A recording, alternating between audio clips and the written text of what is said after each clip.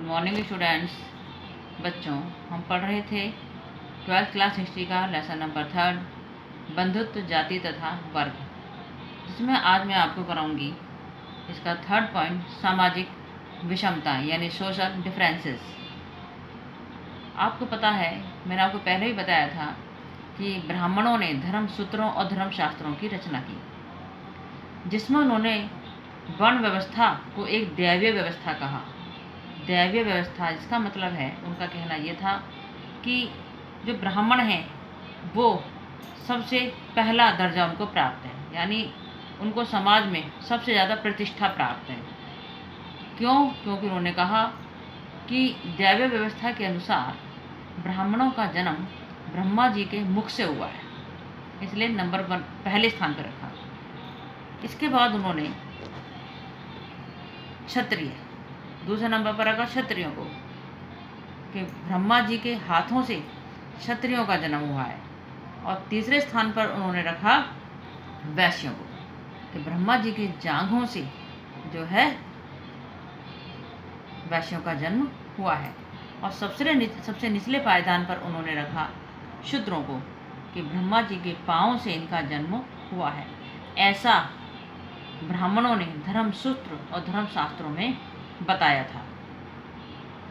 और धर्मसूत्र और धर्मशास्त्रों के अनुसार इसको उन्होंने एक आदर्श व्यवस्था का नाम दिया है। धर्मसूत्र और धर्मशास्त्रों में चारों वर्गों के लिए आदर्श जीविका से जुड़े हुए भी कई नियम मिलते हैं। क्वेश्चन आता है बोर्ड में कि धर्मशास्त्रों के अनुसार चारों वर्णों के लिए आदर्श जीविका के नियम क्या हैं? तो इसके अनुसार ये था कि ब्राह्मणों का कार्य अध्ययन, अध्यापन, वेदों की शिक्षा, यज्ञ करवाना तथा उनका काम दान देना और लेना था। सेकंड, क्षत्रियों का काम युद्ध करना, लोगों को सुरक्षा प्रदान करना, न्याय करना, वेद पढ़ना, यज्ञ करवाना और दान दक्षिणा देना था। इसके अलावा वैश्यों का कार्य कृषि, गौपालन और व्यापार। और शूद्रों के लिए उन्होंने एक कार्य बताया कि तीनों उच्च वर्णों की सेवा करना। ऐसा धर्मशास्त्रों में ब्राह्मणों ने कहा। इन नियमों का पालन करवाने के लिए ब्राह्मणों ने 2-3 नीतियाँ अपनाई। बच्चों, ये कई बार क्वेश्चन बोर्ड में आ चुका है, ये अभी 2 साल पहले भी आया था, कि धर्मशास्त्रों के अनुसार जो आदर्श जीविका बताई है, तो इन नियमों का पालन करवाने के लिए ब्राह्मणों ने कौन सी नीतियाँ अपनाई, तो इसमें बताएंगे। इसमें ब्राह्मणों ने इन नियमों का पालन कराने के लिए 3 नीतियाँ अपनाई। पहला, कि वर्ण व्यवस्था की उत्पत्ति एक दैवीय व्यवस्था है, इसलिए ये कहा कि ब्रह्मा जी के मुख से, हाथों से, पैरों से और जांघों से इन चारों वर्णों का जन्म हुआ है, तो सबको इसको मानना पड़ेगा, क्योंकि ये ईश्वर द्वारा है। दूसरा, वे शासकों को जो उपदेश देते थे कि इस व्यवस्था के नियमों का अपने राज्य में अनुसरण करें। दूसरा, धर्मशास्त्रों के अनुसार ब्राह्मणों ने शासकों पर भी प्रेशर डाला कि जो है अपने राज्य में इनका जो है सख्ती से पालन कराना है। तीसरा, उन्होंने लोगों को विश्वास दिलाने का प्रयास किया कि उनकी प्रतिष्ठा जन्म पर आधारित है। उन्होंने कहा कि जिसने जिसके घर जन्म लिया फिर वो उसी वर्ण का कहलाया, तो इसीलिए जो है सबको इसी आधार पर जो है इन नियमों का, जो धर्मशास्त्रों में लिखा हुआ है, इनका पालन करना अनिवार्य है। बच्चों, अब हम आगे बढ़ते हैं। अक्षत्रिय राजा, नॉन क्षत्रिय किंग्स। शास्त्रों के अनुसार केवल क्षत्रिय राजा हो सकते थे। जो धर्मशास्त्र थे उसके अनुसार क्या था, जो क्षत्रिय राजा हो सकते थे। ऐसा उन्होंने क्यों कहा? क्योंकि धर्मशास्त्रों में ये बताया था ब्राह्मणों ने कि क्षत्रियों का जन्म ब्रह्मा जी के हाथों से हुआ है, तो इसका मतलब उनका काम है रक्षा करना। तो जो राजा हैं वो केवल क्षत्रिय ही हो सकते हैं, क्षत्रिय वर्ण के ही हो सकते हैं, किंतु ऐसा नहीं है। हमारे पास ऐसे बहुत सारे एग्जाम्पल हैं कि जो राजा थे वो अन्य वर्णों से भी अन्य राजवंशों के भी थे।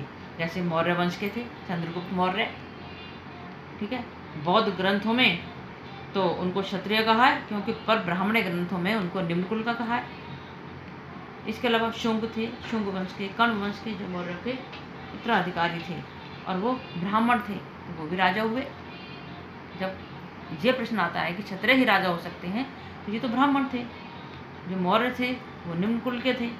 इसके अलावा जैसे शक, जो मध्य एशिया से आए थे, एग्जाम्पल शक राजा रुद्रदमन, जो लगभग दूसरी शताब्दी ईस्वी के हैं, जिन्होंने सुदर्शन झील का की रिपेयरिंग कराई थी, उसको ठीक कराया था। इसके अलावा सातवाहन कुल के सबसे प्रसिद्ध शासक हुए गौतमी पुत्र श्री सतकर्णी। उन्होंने भी अपने स्वयं को अनूठा ब्राह्मण कहा, और ये कहा कि मैं वो था जिन्होंने क्षत्रियों के दर्प यानी घमंड को चूर चूर किया। उन्होंने यह भी दावा किया कि 4 वर्णों के बीच विवाह संबंध होने पर उन्होंने रोक लगाई, किंतु फिर भी रुद्रदमन के परिवार से उन्होंने विवाह संबंध स्थापित किए थे। सातवाहन स्वयं को ब्राह्मण वर्ग का बताते थे, जबकि ब्राह्मण शास्त्र के अनुसार राजा को क्षत्रिय होना चाहिए।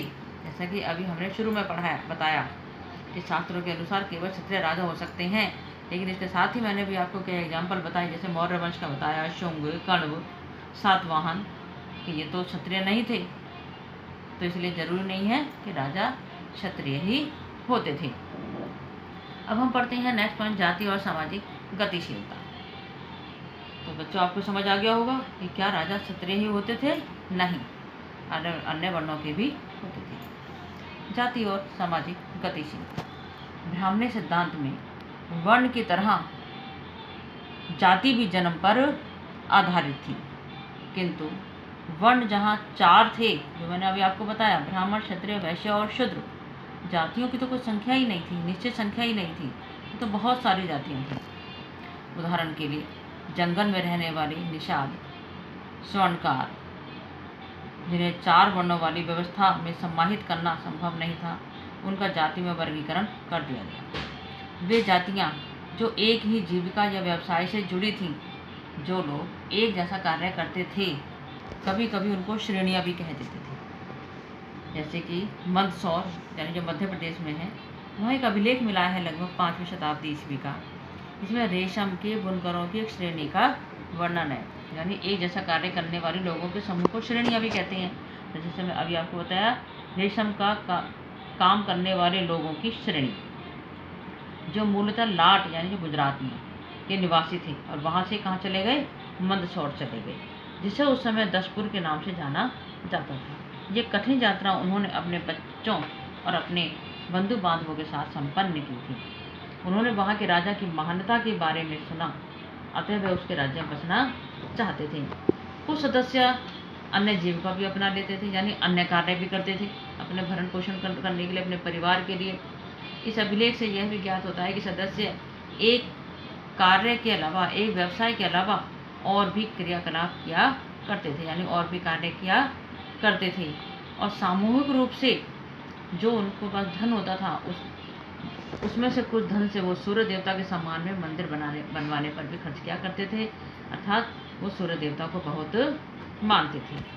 तो आपको समझ आ गया होगा जातियाँ किसे कहती हैं, वर्ण किसे कहते हैं। वर्ण आपको बताया 4, ब्राह्मण, क्षत्रिय, वैश्य और शूद्र, और जातियाँ हैं अनगिनत। तो बच्चों अब हम आगे चलेंगे। अगला है हमारा 4 वर्णों के परे एकीकरण।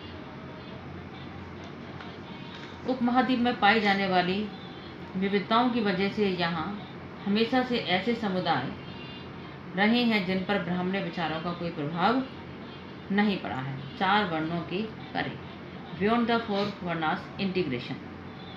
संस्कृत साहित्य में जब ऐसे समुदायों का उल्लेख किया जाता है तो उन्हें कई बार विचित्र, असभ्य, यानी जो सभ्य नहीं है, जिनको खाने पहने रहने की समझ नहीं है, पशुओं की तरह रहते हैं, ऐसा कहा जाता है। जैसे वनों में रहने वाले लोग, जिनके लिए शिकार, कंदमूल इकट्ठा करना यही महत्वपूर्ण था। इसके अलावा जैसे निषाद जाति, जिसमें आपने सुना होगा एकलव्य का नाम, इसी का एक उदाहरण है।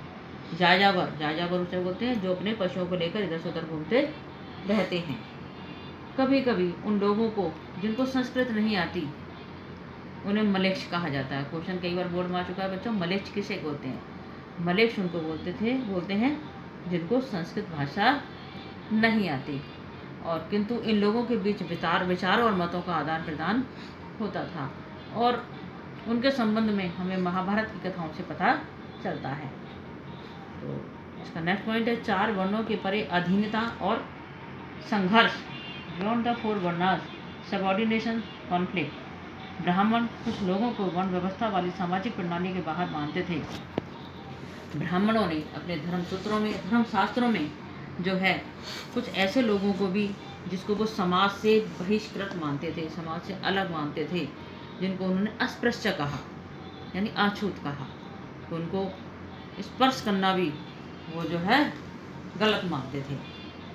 ब्राह्मणों का यह मानना था कि कुछ ऐसे थे जो पवित्र नहीं थे, और ब्राह्मण अपने आप को पवित्र मानते थे। अपने को पवित्र मानने वाले लोग अस्पृश्यों से भोजन नहीं स्वीकार करते थे, उनके साथ ना उठते थे, बैठते थे, ना उनके साथ खाना पीना करते थे। इनको दूषित माना जाता था। शवों की अंत्येष्टि, मृत पशुओं को छूने वालों को चांडाल कहा जाता था। क्वेश्चन आता है, चांडाल किसे कहा जाता था? जो शवों की अंत्येष्टि करते थे, मृत पशुओं को छूते थे। उन्हें वर्ण व्यवस्था वाले समाज में सबसे निम्न कोटि का रखा जाता था। वे लोग, मतलब समझ गए किसके विषय में बता रहे बच्चों में? ऐसे लोग धर्मशास्त्रों में ब्राह्मणों ने जिनको अस्पृश्य बोला है, जैसे चांडाल, वे लोग स्वयं को सामाजिक क्रम में सबसे ऊपर मानते थे, यानी कौन? ब्राह्मण। और चांडालों को सबसे निम्न कोटि में रखा। जहाँ तक कि चांडालों का स्पर्श, जहाँ तक कि उन्हें देखना भी अपवित्र मानते थे। मनुस्मृति में तो यहाँ तक चांडालों के कर्तव्यों की सूची भी मिलती है कि चांडालों के क्या क्या कर्तव्य थे। क्वेश्चन आता है, मनुस्मृति में चांडालों के क्या कर्तव्य थे? उन्हें गांव के बाहर रहना होता था, फेंके हुए बर्तनों का इस्तेमाल करते थे, मरे हुए लोगों के वस्त्र, लोहे के आभूषण पहनते थे, और रात में वे गांव और नगरों में चल फिर नहीं सकते थे। और संबंधियों से विहीन मृतकों की, उन्हें जिनके कोई रिश्तेदार नहीं होते थे, सगे संबंधी नहीं होते थे, उनकी क्रिया क्या करते थे? वधिक के रूप में कार्य करते थे। चीन से आए बौद्ध भिक्षु फासियन, जो लगभग 5वीं शताब्दी में आए, उन्होंने तो यहाँ तक कह दिया कि जब ये चांडाल, जिनको अस्पृश्य बोला है ब्राह्मणों ने मनुस्मृति में, धर्मशास्त्रों में, उनके लिए तो यहाँ तक कह दिया कि जब ये चांडाल सड़क पर चलते थे तो इनको करताल, यानी तालियां बजा करके अपने होने की सूचना देनी पड़ती थी, जिससे कि जो लोग इधर उधर जा आ रहे हैं वो उनको देखने के दोष से बच जाएं। क्योंकि अभी मैंने बताया कि ब्राह्मण तो यदि उनके सामने ये चांडाल पड़ जाएं तो अपने आप को जो है वो दूषित मानते थे।